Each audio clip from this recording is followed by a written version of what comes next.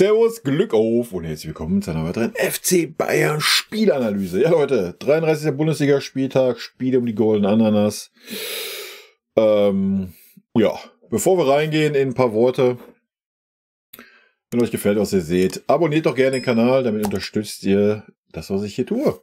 Vielen lieben Dank dafür. Ja Leute, ich denke, erste gute 20 Minuten, weil der VfL Wolfsburg mit einer Viererkette gespielt hat.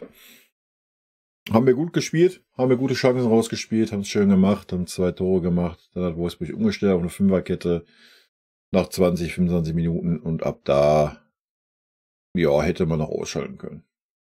Ab da war's, wir haben uns bemüht, ja, wir waren bemüht, wir haben Ballbesitz gehabt, wir haben versucht. Wir haben aber keinen Schlüssel gefunden, hat auch so der letzte Biss bei dem einen oder anderen Spieler gefehlt. Und dann, ja, ist es so dahin geplätschert. Wir sind nie großartig in Gefahr gekommen. Hinten, Wolfsburg offensiv, hat nicht stattgefunden. Ja, ja, das ist eigentlich schon die Geschichte dieses Spiels. Ja.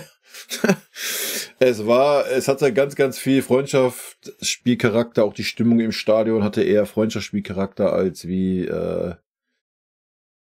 die Stimmung beim letzten Bundesliga-Heimspiel sein sollte. Fairerweise muss man sagen, ja, gab jetzt auch nicht so viel, wo man jetzt in Ekstase verfallen könnte, die Saison gesehen. Ja, zum Glück haben mal ein paar junge Spieler ihre Chance bekommen und ja, ich denke, dass da wurden viele Thesen vom Tuchel heute auch mal wieder widerlegt.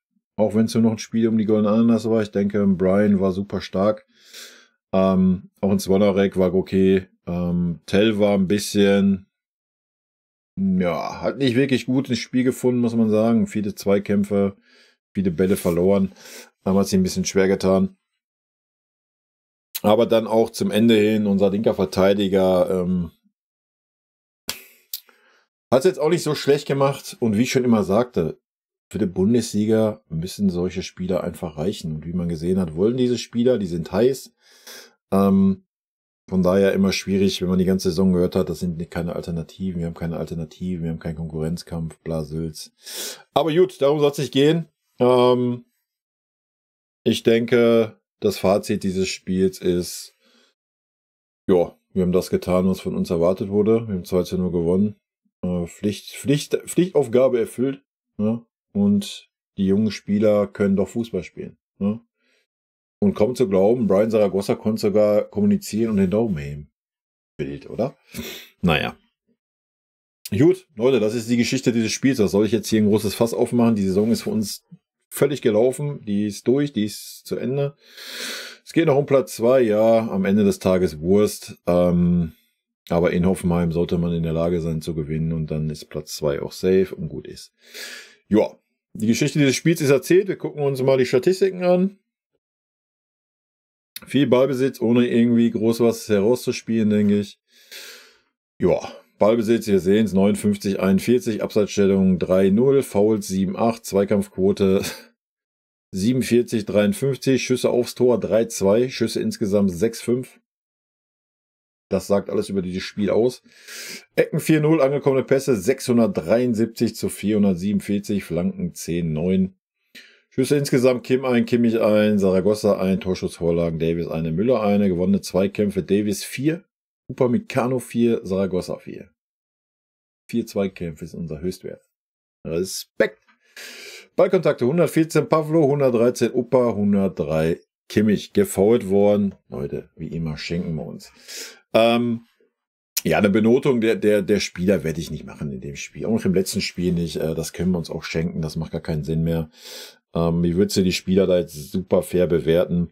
Wir können es wieder so handhaben wie die letzten Spiele schon. Wer uns ins Auge gestochen ist, positiv wie negativ. Der Rest wird dann irgendwie bei einer Note 3 minus rumeiern. Ja, also das macht keinen Sinn. Ja. Wir haben es gerade gesehen, Schüsse aufs Tor 5-6 oder nicht Schüsse 5-6, Schüsse aufs Tor 2-3. Ja, wie gesagt, nach 20 Minuten hättest du den Bums ausschalten können. Was auch gar kein Vorwurf ist, alles gut, wir haben 2:0 geführt, wir haben das gemacht, was wir unter Tuchel machen, wir halten den Ball in den eigenen Reihen, spielen 380.000 Rückpässe und Querpässe im Mittelfeld und gut ist. Ja, so, das ist Tuchel Fußball und gut. Gut, ja, Manuel Neuer hat gar nichts zu tun gehabt, was soll man da irgendwie, wie soll uns da irgendwie ins Auge gefallen sein?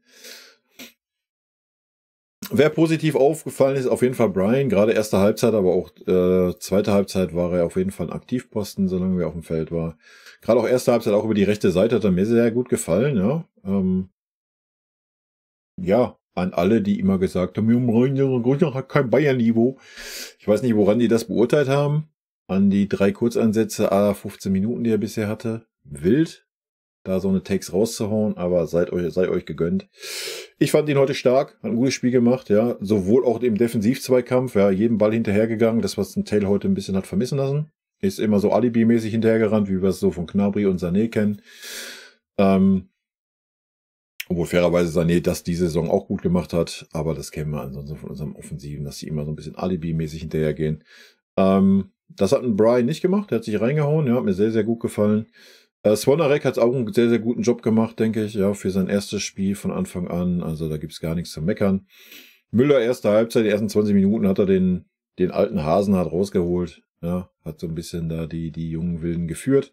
Hat das gut gemacht, hat auch gutes Auge bewiesen. Das war okay. Danach war es wieder Müller unterirdisch, katastrophal. Ballverluste und aber da muss auch keinen Vorwurf machen, Leute. Es war 2:0, wir haben den Ball in den eigenen reingehalten und Wolfsburg wollte offensiv nicht stattfinden.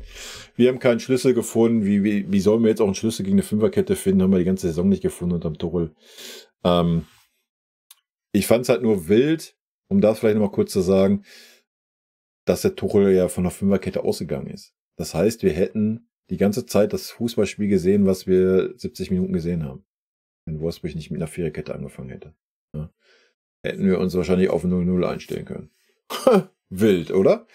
Aber gut, andere Geschichte. Ansonsten brauchen wir keine zu hervorheben, die uns irgendwie positiv aufgefallen ist. Ja. Minjay hatte wieder einen krassen Aussetzer, ja, ist zum Glück nichts passiert. Der Rest, Pavlovic war auch noch stark, so die ersten 20, 25 Minuten. Ja, hat er auch noch die Bälle schön nach vorne gespielt, das Spiel auch gut verlagert, aber dann umso länger das Spiel dann ging, wo keine Ideen, keine Bewegung vorne mehr war, da hat ein Pavlovic auch nur noch quer und Rückpässe gespielt. Wo soll er auch hinspielen, wenn keiner vorne sich bewegt und keiner sich anbietet oder frei steht? Ja, das ist, was wir zum Spiel sagen können, oder? Das ist, viel mehr gibt's leider nicht zu sagen. Ich fand es ein bisschen schade, so stimmungstechnisch war halt auch tote Hose, weil das alte Thema, die Ultras haben ihre 2-3 Ultralieder 90 Minuten durchgeballert. Da kommt irgendwie das restliche Stadion nicht mit. Keine Ahnung. Ja, das war ein bisschen schade, wie ich fand, dafür, dass das letzte Heimspiel die Saison war.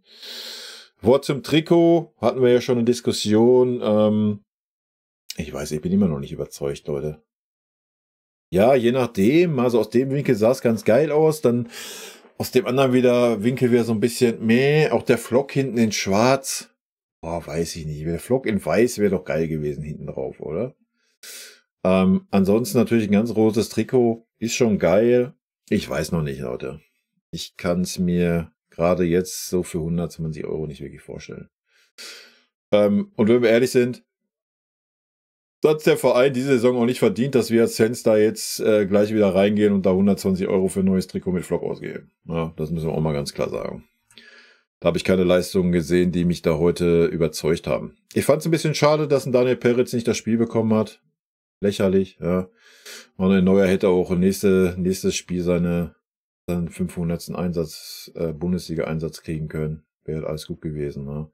Er hört ja nicht auf jetzt mit dem Fußball.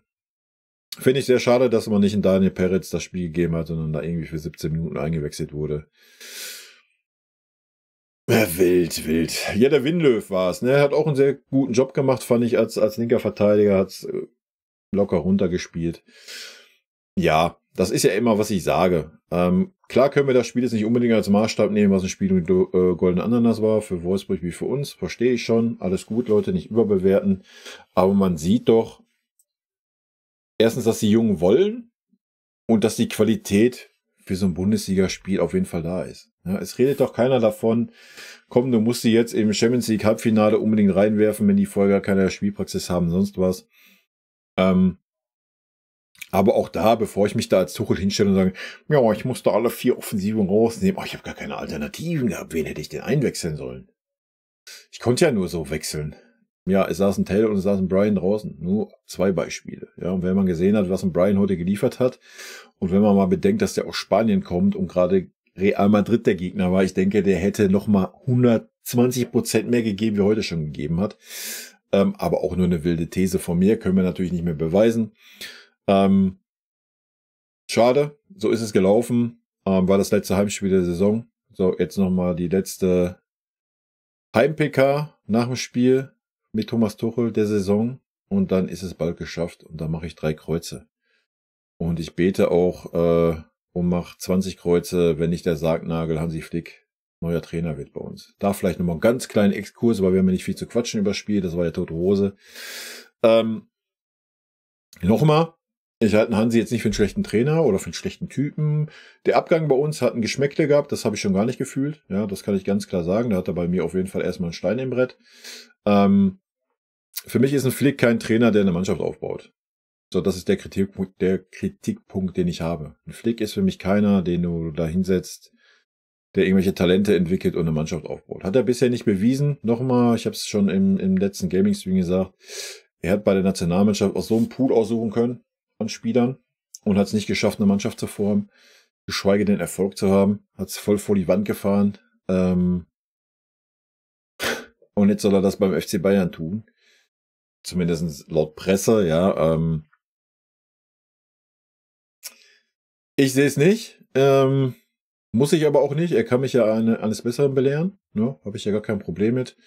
Ich meine, ich war vom Tuchel super überzeugt, wo er zu uns gekommen ist. Ich bin vom Hansi Flick gar nicht überzeugt, wenn er zu uns kommt. Hey, vielleicht ist es dann genau das Gegenteil, ja. Und Hansi Flick belehrt mich eines Besseren und er baut eine neue Mannschaft auf, prägt eine neue Ära. Wer weiß es schon, ja. Keine Ahnung, Leute, wir werden sehen. Das ist nur mein Gefühl, was ich habe. Ich bin sehr gespannt, ob er es am Ende des Tages wird. Auf jeden Fall wird es dann viele Memes mit Graugänsen geben, da können wir uns schon mal drauf einstellen. Und Wildgänsen und sonstigen Vogelfies. Aber gut, wir werden es sehen, ne? Gut, Leute, das war's. Mehr habe ich leider nicht zu sagen zu dem Spiel. Es gibt nicht viel zu sagen. Und in diesem Sinne, ich denke, wir haben genug andere Themen. Morgen 18:30 live auf YouTube, live auf Twitch. Ja, in diesem Sinne. Rot-weiße Grüße gehen raus. Bleibt gesund, habt einen guten Start in die Woche. Bis morgen, Leute. Und natürlich wie immer an dieser Stelle vielen lieben Dank für euren Support hier auf dem Channel. Vielen lieben Dank, dass ihr euch das Video bis zum Ende angeschaut habt. Vielen lieben Dank für euren Support. Wie immer, lasst gerne einen Daumen da. Ich freue mich auch über jeden Kommentar, der geschrieben wird. Und in diesem Sinne nochmal rot-weiße Grüße gehen raus. Und jetzt zum Abschied noch ein paar nette O-Töne von unseren vergangenen Trainern. Ein dicker Kuss von der Trainer von der Meister. Was das Allerwichtigste ist, weil wir wissen, dass er ein guter Kerl ist. Wir sind schockverliebt in meine Mannschaft. Also ich fand, das hat Spaß gemacht zu coachen. Ein Trainer ist nicht ein Idiot. Ein Trainer sehe, was passiert im Platz. Dahin bist du eher Trainer und wenn du viele Spiele hast, bist du mehr Coach als Trainer und ich bin schon lieber Trainer als Coach. Geiler Satz. Magic.